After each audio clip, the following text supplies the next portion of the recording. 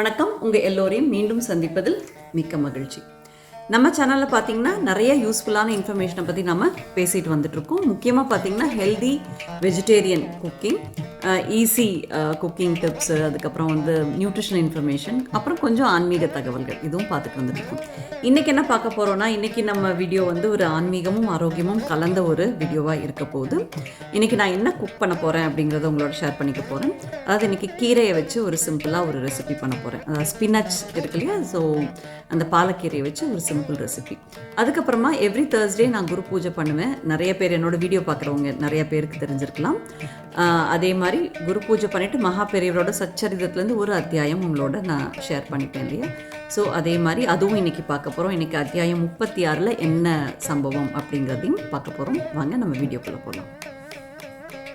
நாம் இன்றைக்கி பண்ண போகிறது புளிப்பு கூட்டு. அதுக்கு தேவையான அளவு துவரம்பருப்பை நான் ஆல்ரெடி ப்ரெஷர் குக் பண்ணி வச்சுட்டேன். இப்போ ஒரு கட்டளவுக்கு பாலக்கீரை, அதாவது ஸ்பினச் எடுத்து அதை நல்லா கட் பண்ணிவிட்டு ஆஞ்சிட்டு கட் பண்ணி வச்சிட்ருக்கேன். தேவையான அளவு புளி நான் அதையும் சுடு தண்ணியில் பாயில் பண்ணி வச்சுட்டேன்.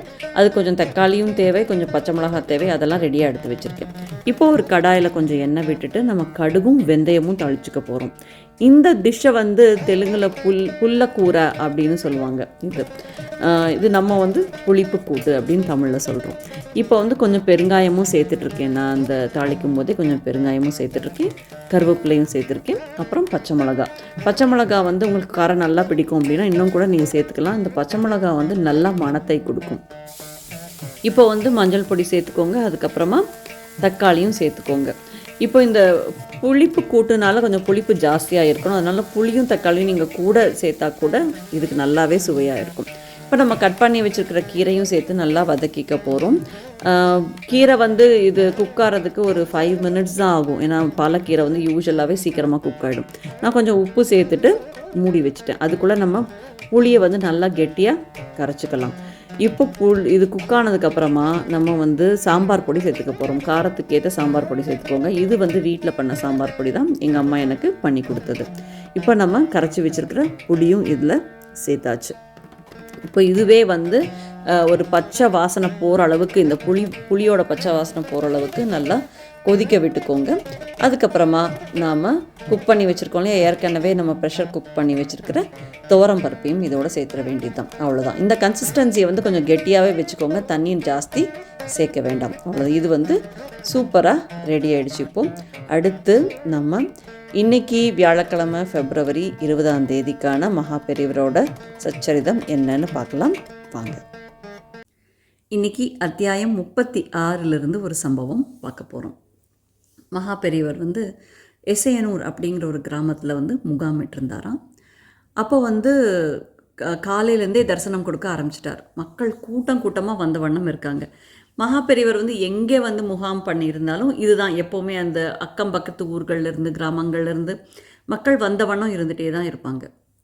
அந்த மாதிரி கிட்டத்தட்ட அன்றைக்கி மணி 2க்கு மேலே ஆயாச்சு. காத்தால் ஒரு 4-5 மணிலேருந்து தரிசனம் கொடுக்க ஆரம்பித்தவர் 2 மணி ஆயாச்சு. அந்த இடத்த விட்டு பெரியவரால் மகா பெரியவரோட நகர முடியலையாம். அப்போது அந்த லோக்கல் கிராமவாசிகள் 2 பேர், சிப்பாய் வெங்கடேசன் அப்படின்னு கொடுத்துருக்காங்க 2 பேரோட பேர்களும். அவங்க 2 பேரும் மகா பெரியவர்கிட்ட மணி 12க்கு மேலே ஆகுது, நீ உட்காந்த இடத்துலேருந்து எந்திரிக்கவே இல்லை, சாப்பிடக்கூட இல்லை, முதல்ல போய் சாப்பிடு போ அப்படின்னு சொல்லிட்டு ரொம்ப உரிமையோடு சொன்னாங்களாம்.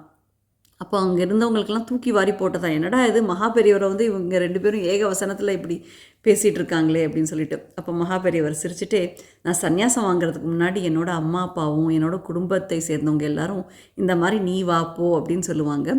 இப்போ இவங்க 2 பேரும் என் மேலே இருக்கிற பாசத்தினாலையும் உரிமையினாலையும் அந்த மாதிரி சொல்லிட்டு போகிறாங்கன்னு சொல்லிட்டு அவங்க சொன்ன உடனே இமீடியட்டாக மகா பெரியவா அந்த இடத்த விட்டு நகர்ந்து அவரோட நித்திய கர்மாக்களை பண்ணுறதுக்காக கிளம்பிட்டாராம். மகா பெரியவர் மேலே அந்த 2 பக்தர்களுக்கும் அவ்வளவு உரிமை, அவ்வளவு பாசம் இல்லையா.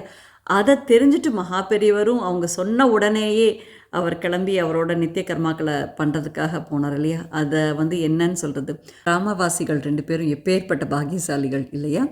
அதை எடுத்துக்காட்டும் விதமாக இருப்பது தான் இந்த சம்பவம். ஓம் ஸ்ரீ குருபியோ நமக. ஓம் ஸ்ரீ மகா பெரியவா சரணம். இன்றைக்கி நான் பண்ண குரு பூஜை உங்கள் பார்வைக்காக. இந்த பதிவு இதோட முடியுது. உங்களுக்கு கண்டிப்பாக பிடிச்சிருக்கும் அப்படின்னு நினைக்கிறேன். நான் உங்களை இன்னொரு வீடியோவில் சந்திக்கிறேன். அதுவரை நன்றி, வணக்கம்.